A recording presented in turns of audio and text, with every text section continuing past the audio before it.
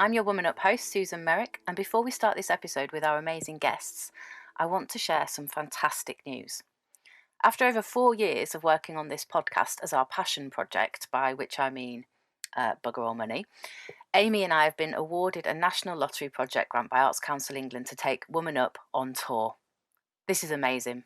The reason we wanted to tour this year was because we want to focus specifically this series on organisations and projects that support and raise up the women and non-binary artists that we usually speak to. So those artists who are also parents, who've been challenging norms because of gender, race, disability or class. We're doing this tour in 2 ways. Firstly, we have funding for some travel. So we're going to be doing a physical tour of England where we'll visit 10 different locations with partner organisations or artists. We'll talk to them about the work they do to support artists in the local communities and also meet some of the artists that they work with. Secondly, we're going to do a virtual tour alongside this. This is in order to reach just wider around the UK. We did start this last episode with our amazing interview with Spilt Milk Gallery from Scotland, and Lauren, who runs that, who founded it, last episode. This virtual tour will also allow us to connect with some international projects and organisations as well. And the plan is, if this year goes well, then hopefully we can apply for funding again next year. And so next series, head to Wales, Scotland and Ireland. If you work with an organisation or project in those areas that you think fits the Woman Up bill or should be included, then send us an email to womanup.connect@gmail.com.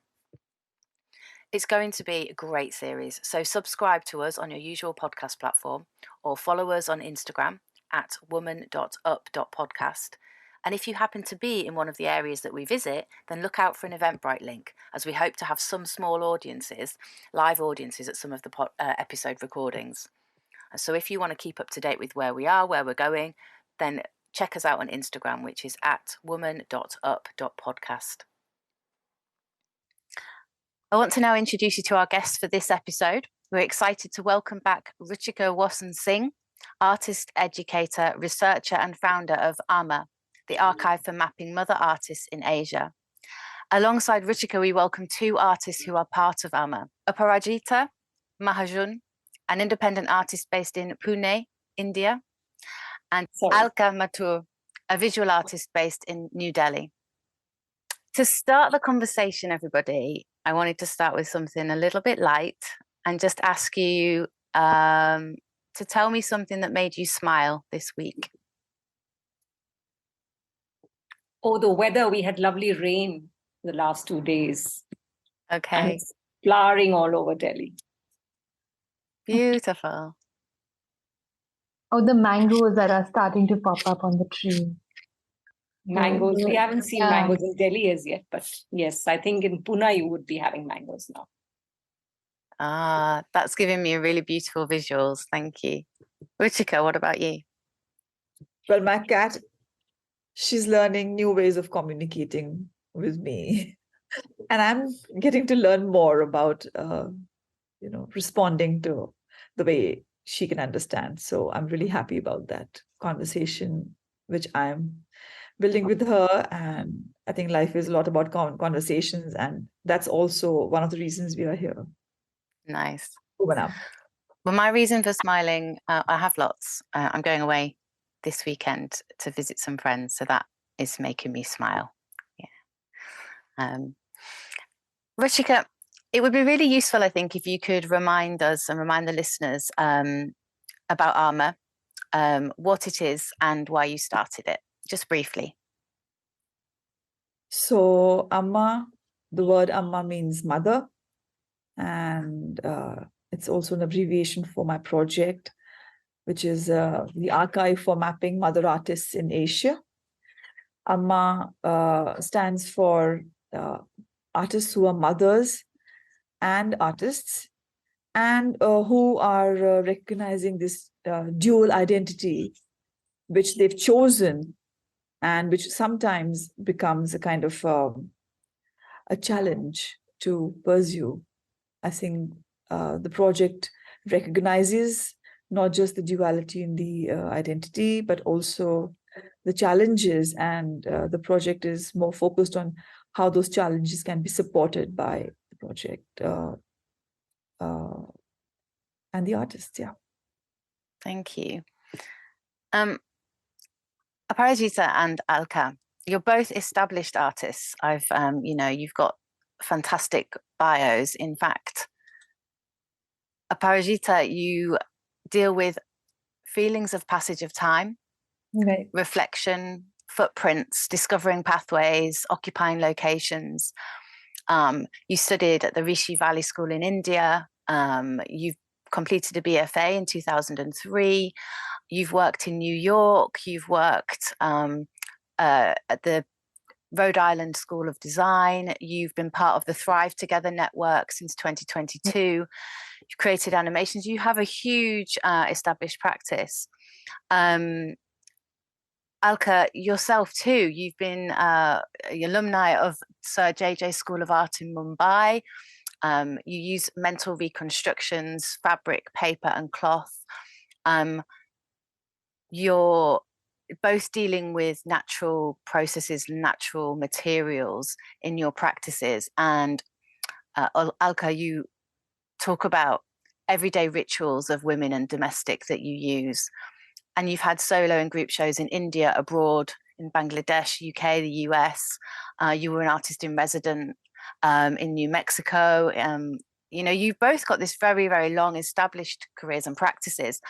So my question for you on that is, what drew you then to be part of AMMAA? Why is it important to you, and what did you feel you needed it for? Either of you can start. If you maybe say your name first, and then the listeners know who's talking. Prajita. So, I can go. So hi, I'm Aparajita. And so AMMAA had a residency up that invited Alka and me.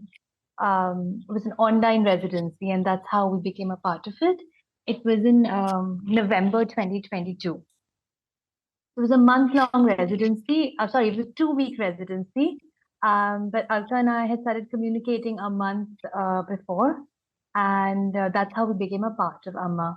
I think what drew me was interacting with another artist who was also a mother, but at a very different stage in motherhood, and sort of not working in isolation anymore.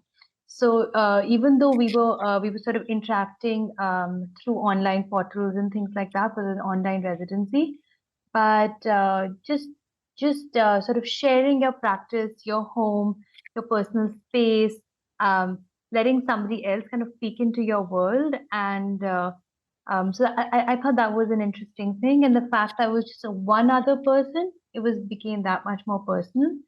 So when Ruchika approached me and sort of asked me if I wanted to be a part of that residency, I think that's what I found very interesting. Okay, thank you. Alka.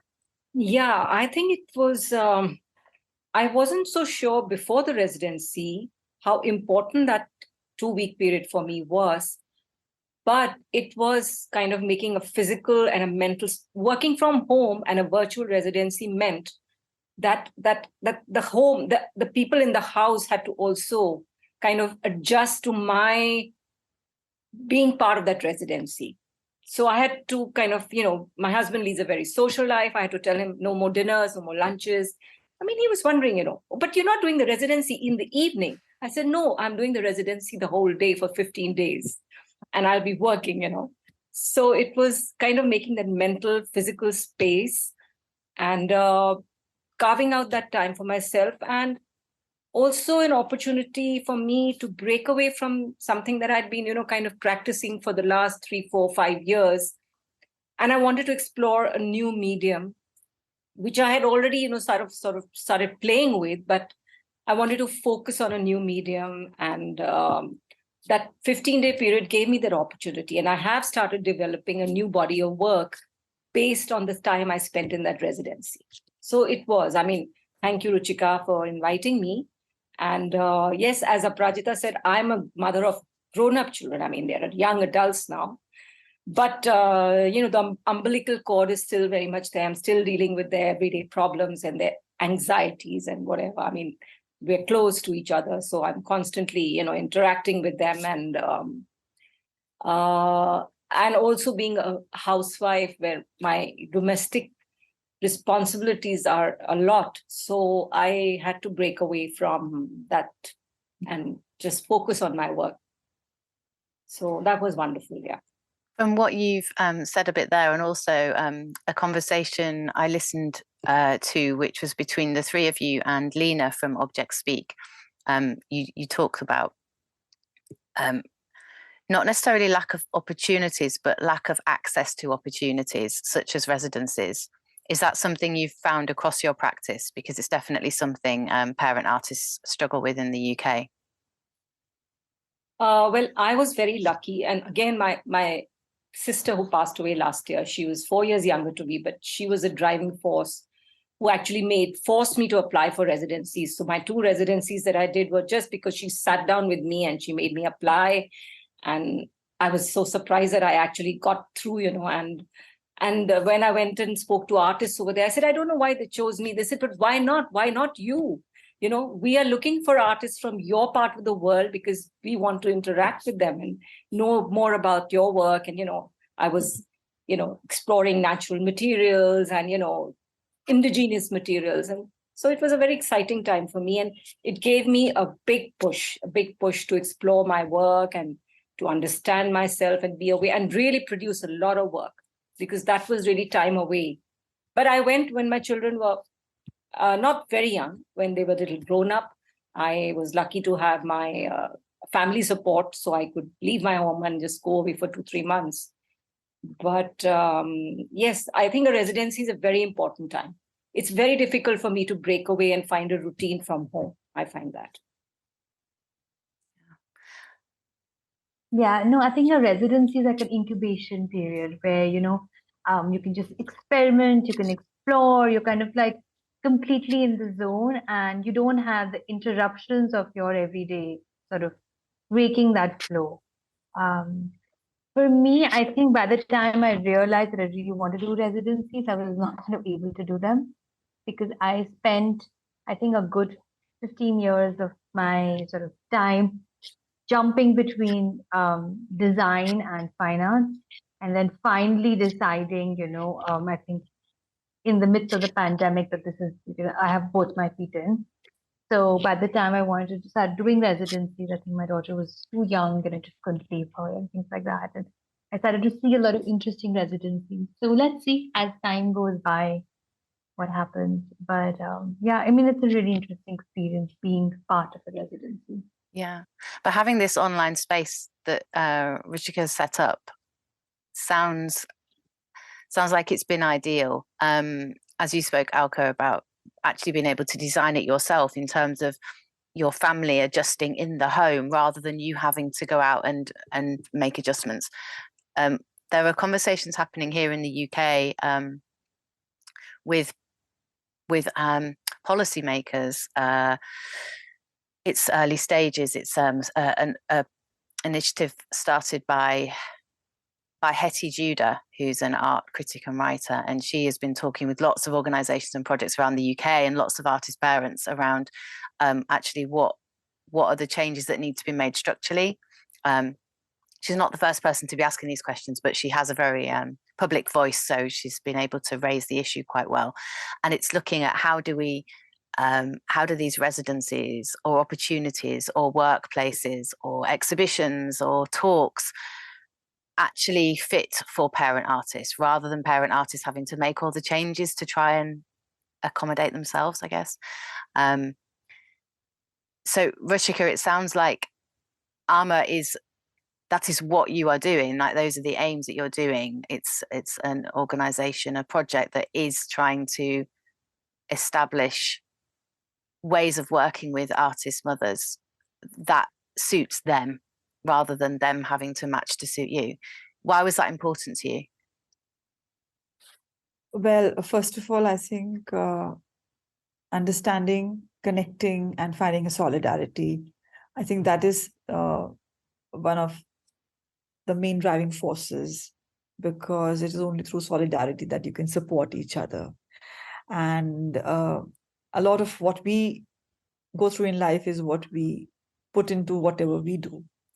And these were the things which I found missing, and I thought that these should also direct the project.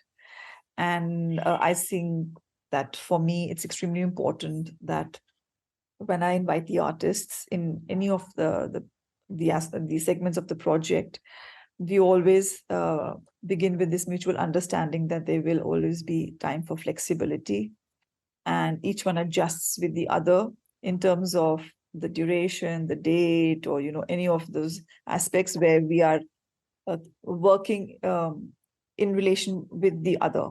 So this whole thing of being flexible, adjusting, making things happen at our own pace, and that varies from one set of artists to another. And I think that is something which makes things more facilitative. It is more exciting. It also somewhere makes one, I mean, it's so heartening to see that we can make it happen in spite of the fact that, we missed the deadline. Like, for example, with Aparajita and Alka, initially we missed the deadlines. We had planned for some reason or the other. So it happens, and I've also evolved as a person, as someone who's curating the things, as a curator over the years with the project, that there's something very human about the project, and you cannot take that bit out of it, because that is what shapes it, that is what characterizes the project, and that is what keeps it different from other projects where we are always bound by certain times. And so I think the most exciting thing is that you keep that human touch, and the human touch comes with something which is unpredictable. Let that be something so normal, and yet we can make it happen. So I think that's what is that is also shaping the project, in the sense that it's defining its character, and that sense of we don't know how things will shape can sometimes lead to new things, some things we never planned, and I think living a slightly slower life, but something which makes you happier. Probably I'm growing older and I'm thinking like that. I don't know really. But I think whether you're old or you're young, you can't miss out that we are human. That's really beautiful, and very important in terms of flexibility, and why I think it seems that as women artists, we're often drawn to working with each other, because we have shared appreciation of the need for these flexibilities and ways of working that don't necessarily fit in with what's considered the norm of the art world. I'd like to ask you all, in terms of AMMAA, in terms of having an archive for Asian mother artists, what is important about that, and specifically what's important about it within the context of the Asian continent? Anybody can start if you say your name before you answer. So I go first. Okay, this is Ruchika. Well, when I was setting up the project, I was asking myself, should I limit it to India or expand it beyond that? As you know, that my whole idea of setting up AMMAA sprung up from one of the conferences organized by Dr. Andrea Reilly in Rome in 2016, 2015. And in that conference, I realized that, I was the only Asian around. And I think that set me to develop the project around Asia rather than India. I think it is not possible for AMMAA to be able to cover up everything. And I see the project being something like a path breaker, which will make people think about the possibilities of looking into the Asian region. And when in each of the Asian countries, which is also where AMMAA has not reached yet, when in each of those Asian countries, a group of artists or whoever would want to carry forward this research, will look into it. They probably will then bring in their own cultural, geographical nuances. We are having this sense of commonality because from my limited thinking, I believe that there is this sense of responsibility and attachment towards the family, which is much more in the Asian communities as opposed to that in the West. So I think beyond that, this is something generic I'm saying, but beyond that, it is going to be something very culturally and even locally and regionally specific. So that is for us to see, and if the project can, encourage that, I think that will be great. Would anybody else like to add to Yeah, that? I'm Alka. I just like to say that before I actually became part of AMMAA, I mean, I was a mother, I was an artist, I was a homemaker, but the role of an artist in the family was not the primary role. My role was more of a mother, of a caregiver, of looking after the older people, and generally giving your time to the family first. And your art was there. I mean, everybody said, okay, she's an artist, but it wasn't the primary. So it is really important to address this, because in India, we are not aware of this, of a mother who's an artist. So how it is different for her, for a homemaker or a mother, how it is different for her to negotiate that space and find that space for herself to be an artist. So definitely that is there, I mean, even I became aware of it, and I realized the importance of now this community after I joined AMMAA and joined, and met Aparajita, and she has a lovely young daughter. And so I started interacting with her lovely daughter also on the Zoom calls. And how that whole thing about motherhood is so important, that we are practicing artists, but we can't go out into the world and fight for ourselves. We have to advocate for ourselves sitting from home. I cannot go out so often. I cannot be part of exhibitions. I cannot be part of so many public events that happen. And so that does limit me, but I don't want that to limit me anymore. It's given me the courage to now sort of use this platform as how important what I'm doing is, really. My work is important. What I'm doing is important, even if it's in this milieu, So yeah, I think that kind of awareness has come. Yeah, well, I can add a little bit. I'm Aparajita. Let's see how I can articulate this. I think that at least here in India, when you become a mother, it's just taken for granted. So what you do as a mother, you're doing as a mother. It's not like it's that's your role. But what happens as an artist and you become mother, or I would say any profession that you do, it changes you as a person. I mean, any big life decision changes you as a person, whether you start university or you get married or whatever it may be, right? You have an accident, whatever. So something like motherhood, having a child and another human being being part of your life and all of that changes a lot in you as a human being and as a person. So I think that as an artist or as any profession that you may do, that really adds to you in that profession. And I think that just gets taken for granted, whether it's an artist or whether it's any profession. So I think that is an interesting dialogue, because I think the term mother artist is just not a term that people understand. So I sort of came across it in the pandemic through Instagram, Artist Mother podcast, and things like that. And then I sort of, met Ruchika. And at that time, my daughter was really young. So I sort of connected to it. And it was a very interesting space because I could feel that connect.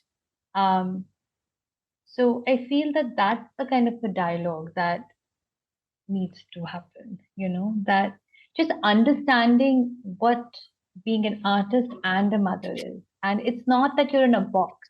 It's not that you're in a box that's, okay, you're an artist mother. That's not what it is. But when you become an artist, when you become a mother and you're an artist, it changes you as a human being, So yeah, and it changes the way you practice, the way you think, the way you sort of approach life, the world. That's what I think. So yeah, I think that's a dialogue that needs to. I'd like to mention a bit about the archiving practices. And I think we are lucky to be in times where technology is such a help. So I'm considering different ways and different formats of archiving. And I'm hopeful that that is going to help reach out to a larger audience outside of India, a larger participation into the archiving of stories of artists who are mothers as well.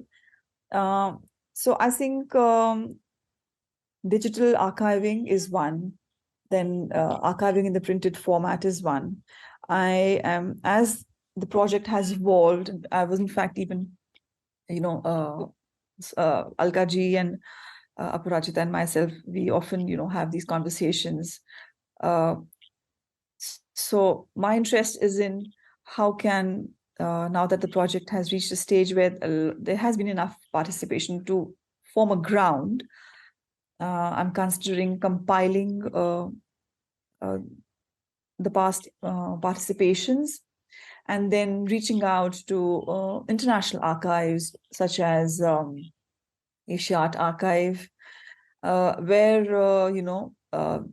the archived data in printed format, in digital format can then expand.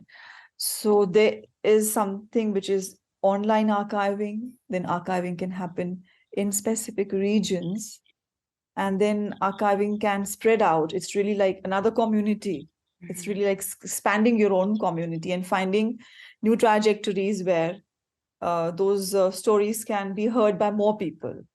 And Asia Art Archives, it specializes in art practices which are from the world of contemporary Asian artists and even, other art practices, but generally, of course, Asia.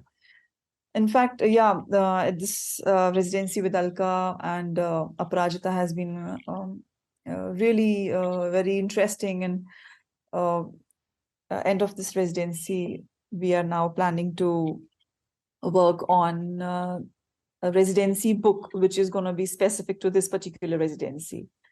And we are really excited about that. That's fantastic. That was all really powerful. Alka, talking about this platform of A.M.M.A. almost giving you some newfound confidence in not only being an artist, but getting out there as an artist as well. And Aparajita talking about the power of understanding what being a mother means to your role. This is really, really powerful stuff. Ruchika, I hope you're really, really proud, because I think what A.M.M.A.'s doing, it's very reflective here, just in this short conversation, how much of a difference it can make. And I think that's what women artists are finding across the UK and internationally that we're speaking with, that it's absolutely vital that we have these networks, but that also we have these platforms to raise confidence, raise profiles of artists, especially women mother artists who are, for whatever reason, unable to access mainstream art world. And we might not even want to, actually, because I think what we're providing is even better. You've all mentioned in different ways kind of the identity of being a mother or an artist or a woman. What I'd like to understand how being a woman has affected your practice as an artist in the context of your own country, and then the added identity of mother on top of that, as claiming the identity of mother artist on top of that. So a woman as an artist and then mother. How has that, what challenges have you had, if any, across your practice? Alka, would you like to start? Yes, there have been a lot of challenges. It's even now I face them because For one, to make everybody understand in your own environment and in your, I mean, very often the people I'm interacting with, most of the times, the people I meet socially through my husband's job or whatever, I mean, I don't have a conversation on art with anybody. Nobody's even interested. So I find that very difficult. I find very few people I can really have a conversation about art or about, or they just come and ask, oh, so when's the next exhibition? Oh, so what are you painting now? And that's that, and that's the end of the conversation because, they all know that I'm an artist. But really engaging as an artist, I don't have a community, quite frankly. And so this way I'm building a community. Aparajita and I have these conversations. And also because I've been, traveling from place to place because of my husband's job. So every time I set up a community with artists and like-minded people, and then you break away. And then, that it was not earlier on, we didn't have WhatsApps and internet, and we didn't have so much of Instagram. So there was really, you just broke all those connections and then you would start it all over again.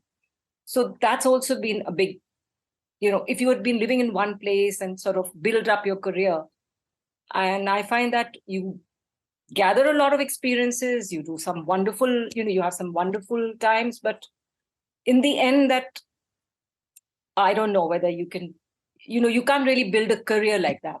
I just found that. Every time I'd come back, I had to start all over again. And not that I've not been exhibiting, but I still don't have a gallery representing me. I've been doing solo shows entirely on my own merit. I've just booked a gallery, and I said I have to because I want to speak and I want to share what I'm doing. So whether it's, people say, oh, you shouldn't be doing your own shows, but I said, well, I have to because that's the only way I can. And I want to continue working. So I continue working, I continue exhibiting on my own or with a couple of other artists, but basically, yes, I think I'm quite alone in that way, in my own art world. Thank you, Alka. Yeah. I can empathize with that. I have been lucky enough to get my own funding the last few years, but the impetus for that was because if I didn't get my own funding, I didn't think anyone else was going to pay me to work or pay me to exhibit. So I found the money and did it myself. Yeah, absolutely. Aparajita, how about you? So I think for me, in terms of being a mother and a woman and a mother, I've had a lot of support in being an artist. Um, so my mother actually went to the same school as Alka ji, but I think a decade or more earlier than her. And she really, she sort of struggled to reach that school. So she had to really sort of negotiate with her father. And they were, I mean, it was, I think she went in the early 60s maybe. So it was really, really tough. So she sort of paved that path for me to sort of choose art as a career. I never had to sort of, I mean, I did grow up at a time when, people were either choosing to be doctors or engineers or going for economics and business studies and things like that. But for me, it was just, yeah, I'm going to art school. It was, I knew I was going to go for it. So I didn't have to sort of my mother already chose that for me in that sense. But I think, like Alka ji, I've also moved a lot. So that community, that space has moved around. Motherhood, I think, helped me actually. I think motherhood kind of helped me because early on, I had a friend who said, listen, you're not going to let motherhood stop you from making work. We're going to do a show together. We're going to do a two-person show together because she'd already been a mother. I think her kids were like in middle school, high school. She's like, what happened to me is not going to happen to you. We're doing a show together. We're going to go to the gallery. We booked the gallery. I didn't even know what was going on. So I just like went with her. We booked that gallery, and she said, we've got the date.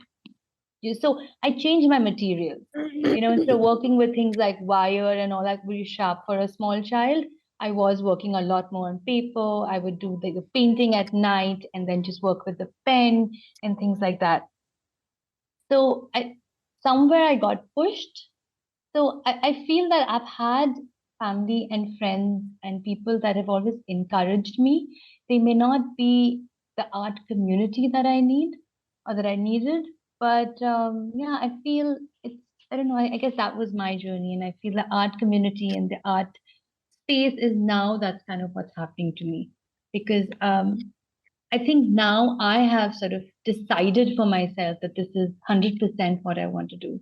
I think I was jumping around for the last 15 years.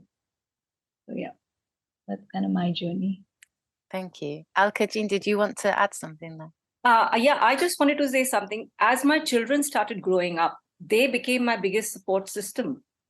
They encouraged me and and pushed me, and I can't do a show unless my daughter's there to organize it for me and help me with all the nitty-gritties. And she's the one who's designing my website, so we have these basically it's she comes from a design background, so it was my son and my daughter, and they're still very, very encouraging.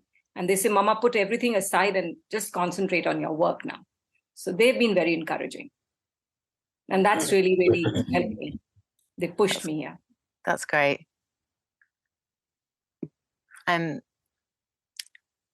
We've talked about alternative support systems.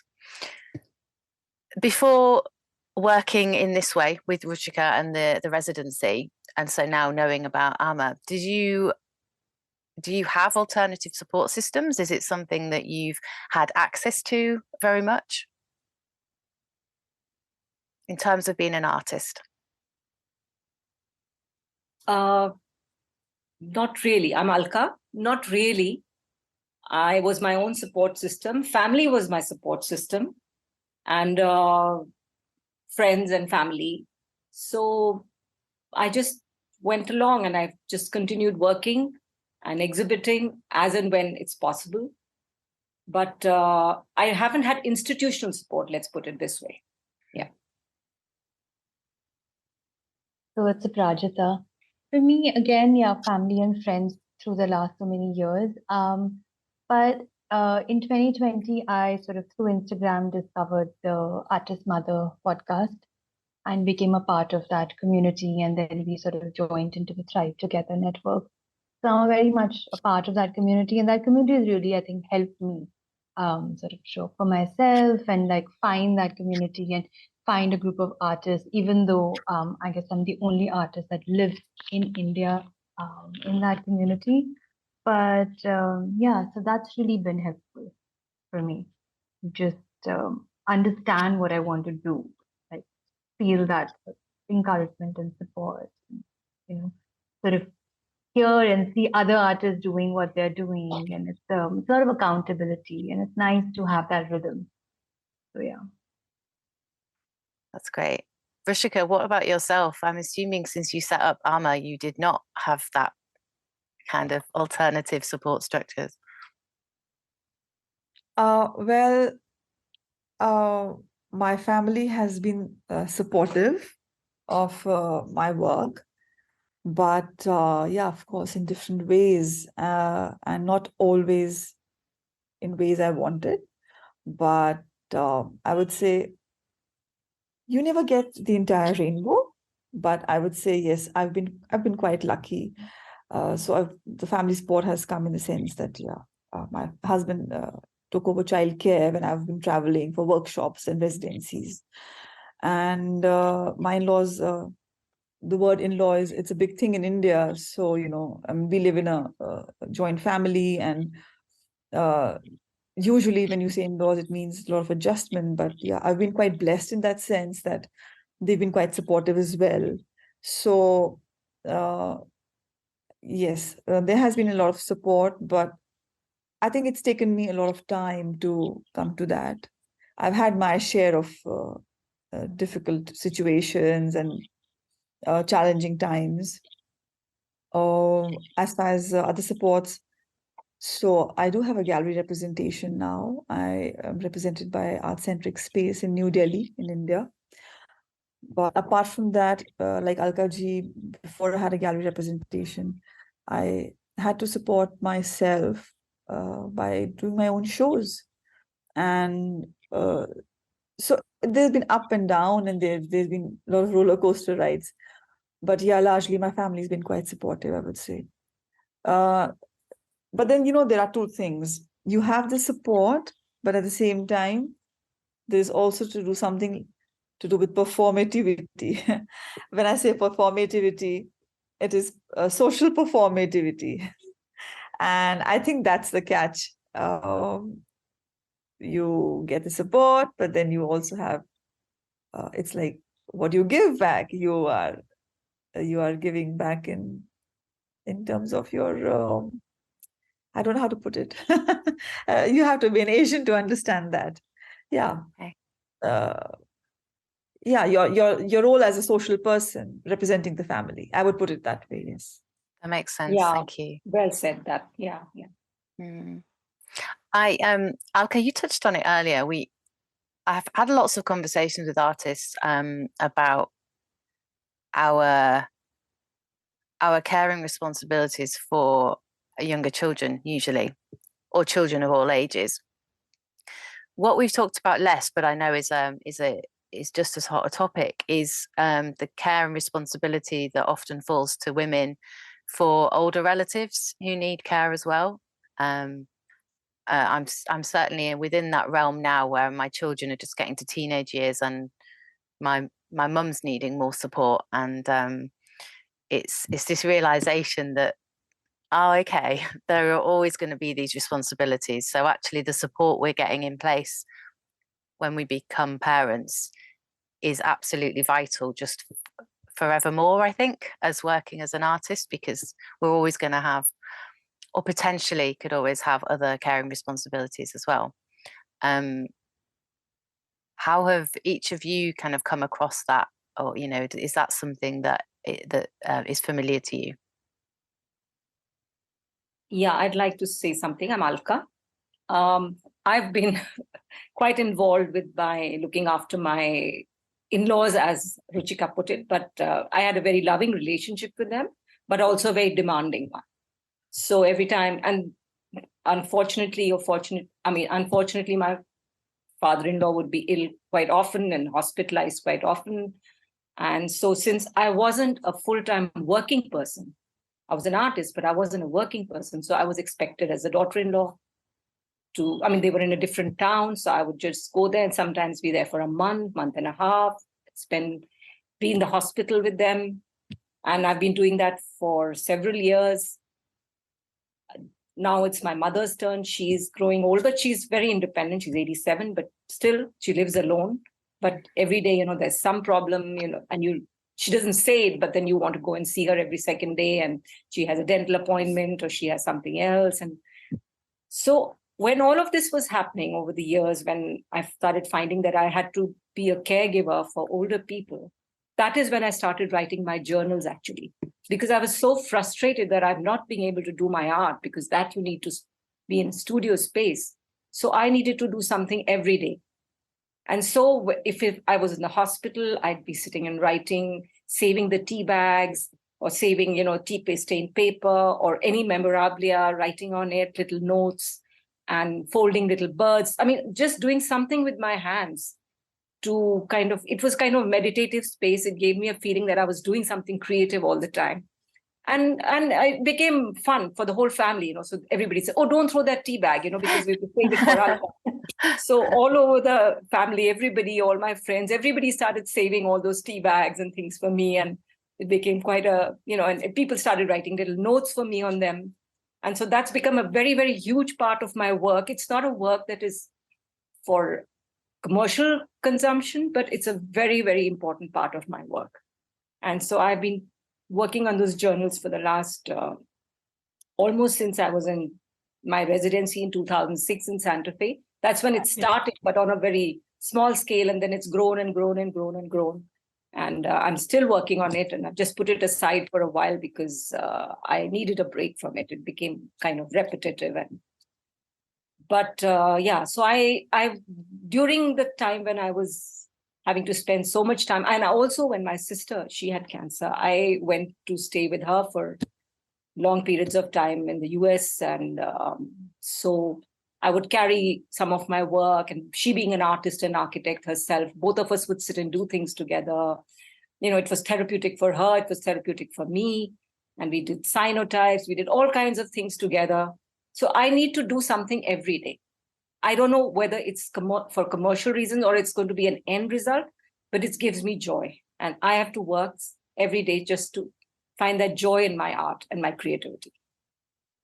That sounds like a huge body of work that's come out of that as well. Yeah, I just want to add to that. I've had the privilege of peeking into seeing the packets and packets and packets and packets of these journals, and she labeled them by year. And I've seen it on a video while doing a video call while we were interacting. I don't know if she realizes it. It's incredible. Just that image of those like hundreds and hundreds of packets. It's really something else. I mean, I would love to see what, happens in the end, but it's really something special because it's like so many years. Yeah. That's definitely something to think about.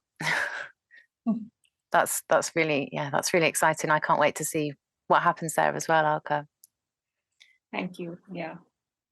I'm waiting to see where it goes. Yeah. Do I have any other questions I want to ask?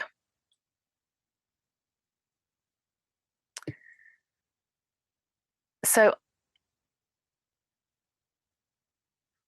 we talked about opportunities, lack of opportunities, and how AMMAA is almost a response to that in terms of being flexible. What are each of you hoping for kind of in the next couple of years in terms of your practice and your access to opportunities? What are you hoping for, and how do you think AMMAA or any other of your support networks can help you in terms of achieving that? Who would like to go? I'll go. It's Aparajita. So I would like to have a sustainable practice, which means I need that stamina to just keep going. Whether there is, I find the support or I don't find the support, versus me, I have to be my biggest support. So that's sort of like having a sustained practice where I'm working every day. I find that routine and that rhythm between all the interruptions that are there in my life. It comes, it goes in phases, but I need to so that's very important for me. I would really like to just share my work. So, like, sort of have group shows, 2 person, 1 person, how it happens, putting it out in the universe, just, sort of just have my work out there, whether it's physical shows, online. So, yeah, just make lots and lots of work and have it out there. And yeah, and hopefully in people's homes and sort of like I built a website in October, November this year, and that has been like a huge it's been kind of like an anchor for me now. So I really want to work, sort of keep using my website as something that I keep sharing about my studio practice, like a peek into what I'm up to. Not really rely on Instagram completely always for that, and sort of build the website, for people to know what's going on in my world. So yeah, that's. I'll make sure that we have the links to your websites and your Instagram pages on the show notes as well. Yeah, that would be nice. Thank you. Okay. Yeah. Alka, what about you then? Your hopes for the next couple of years? Yes, like Aparajita, making work is the biggest, kind of, this is what I really want to do, and that continue with my practice and be able to exhibit if possible.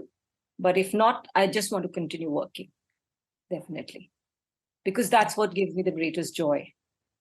And well, if you keep working, as they say, the universe opens up, things happen. Yeah. AMMAA happened, Ruchika happened, Aparajita happened. We've already started forming a community. So something will come out of it, I'm quite sure. Ruchika, do you have any final thoughts? Your plans for the next couple of years? So I, by temperament, I am not an artist who can just paint in my studio and be satisfied with that. It depresses me, actually.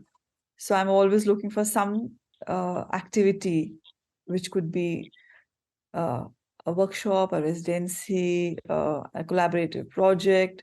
It could be a 2-day event. It could be a 2-month-long event, which could be online, in India, abroad, either ways. But my interest is in communication and exchange. So I have to constantly keep taking a break from my regular studio practice and let my mind, thrive on things which are going to nurture and bring in new thoughts. And that's something which really energizes me to go back to my work. And then, because I always get a mental block if I'm just with something for too long. And I always like to take a break and do something else which is also creative. It could also be a meeting with an artist. It could be, just like I participated recently in a paper making workshop or something or the other. There was a collaborative project 2 years back with Open Books, which is based in UK, and they paired me with an artist from Wales. So that was, that's how the project was. So anything which is creative, and I'm looking into these possibilities, and equally interested in expanding the same for other artists on the AMMAA website and on-site activities. So at least for now, I can say that I would like to use the AMMAA website for online exhibitions. I think that is something which is very much possible, for which I'm not dependent on funding. And I think that is something which is going to carry forward the platform, which is AMMAA, and its vision. So I think it will nurture others, and I think when we spread it out in the world, it energizes us as well. Lovely. Because That's beautiful. we're all together in it, And the best part of the project has been bringing people together. I never thought that AMMAA would let into or be a community. I never thought, but a lot of things about the project are now just like falling into place. And even though I always end up feeling that I'm working with people than with artists or mothers, really, but I never thought I was a curator or anyone. I was just someone who wanted to do this, and that's it. And then when I meet people, I bring them together. Like I brought Alka and Aparajita together. So that's like one chain. And then recently there was this online event on Instagram called Common Ground. So I got Bakula Naik from New York and Remirana Allen from London together. So there are these chains, small strands, which are coming together. And it's so interesting because when they connect well with each other, that makes things even better, So when we talk about solidarity, I think it is all going to be very helpful, because when these smaller chains will come together into making a network. So I'm hoping that there's going to be an event where, say, Alka and Aparajita and Bakula and Remy, they'll all start coming together. So people who've been a part of the project in some form or the other will. So I hope to bring them all under one roof. How would that be? How can they connect? What is the question I can pose to them, through which conversations can be built? I think it's not just, I don't see myself as someone only just painting and being happy with it. If we are not energized in our own sense of self, we can never energize our own work. And if your work is not energized, you can never exhibit it as either, So I think it's all so interconnected. Yeah. Yeah, and I think we absolutely need the artists who can make and make and make, and that's where their joy comes from. And we need the artists like yourself, Ruchika, who do want to connect people and find. No, I want to paint and paint as well. Yeah. I don't want to paint. When I'm painting and painting. Yeah. I mean, not just painting. What I mean is, I'm not just happy just painting Yeah. and that's about it. I'm trying to compliment you. I'm trying to say we need you because what you do is it's so powerful and amazing. And it's, if I don't paint, yeah. I'd frustrate myself. Yeah. So you need to have both. Yeah, that's great. Thank Yes, you. We need definitely people like you. interactive. One would love to have interactive, kind of occasions where you have interactive workshops Yeah. and all where you can be a part of, because that leads to a different dialogue altogether. And I found that in the residencies when I was away. I mean, it was amazing interacting with other artists and talking to them and sharing your work. Sharing your work with other artists is Yeah. very important. Yeah. I would like to Absolutely. say, sorry. Yeah, sorry. No, go ahead, Ruchika. No, I just wanted to say, Susan, that, we need people like you and Amy, and we need Woman Up, because you don't know what it means, to Alka, Aparajita, and me, that we're doing this podcast with you. It really means a lot to us. And if AMMA can find collaborations like these, supports and solidarity, it's really heartwarming, and it will really push us harder. So thanks a lot. Thanks It's a a lot for huge that. privilege to us that having you on the podcast. So thank you all. I appreciate it. Thank you so much. No problem. Aparajita, did you have something? Yeah, I was just echoing what Alkaji was saying about sharing your work with other artists. That's another flavor. That's a whole nother thing altogether. It's really I think sometimes it makes you see your own work in a different way. I mean, other artists or actually anyone itself who sort of has that intuitive sort of eye to want to sort of wander into your work. It really sort of pushes you yourself as an artist. So I like this. I mean, I feel another support system that I've had is Instagram. I know Instagram is a massive rabbit hole, but at the same time, I feel that it's helped me share my work. It's helped me find like all kinds of artists all over the world to see their work and then call them and then they see my work and have dialogue with people that yeah, that's really been very validating and also very uplifting, and so yeah. So I think sharing with other artists and other people who want to sort of really look into your work. Yeah, I think it's vital. So I hope all the listeners have a look at Alka and Aparajita's work because it's really, really powerful and beautiful and diverse. Yeah, so take a look. We'll have the show notes. Make sure we've got the websites and Instagrams on there. And I think we're up for time. So I just want to say a big, big thank you to all of you for coming and joining Woman Up for season 5. It's an absolute pleasure to talk to all of you. Thank you. Thank you, Thanks a lot. Susan. Thanks a Thank lot. you so much, Yeah. Susan. Thank you. It's really been wonderful talking with you. Thank you. Yeah, I'd like to thank Susan and Amy on behalf of AMMA. We appreciate your support, and it means the world to us. Thank you. You've been listening to the Woman Up podcast. This podcast is produced by artists Amy Dignam and Susan Merrick in association with the Women's Art Library.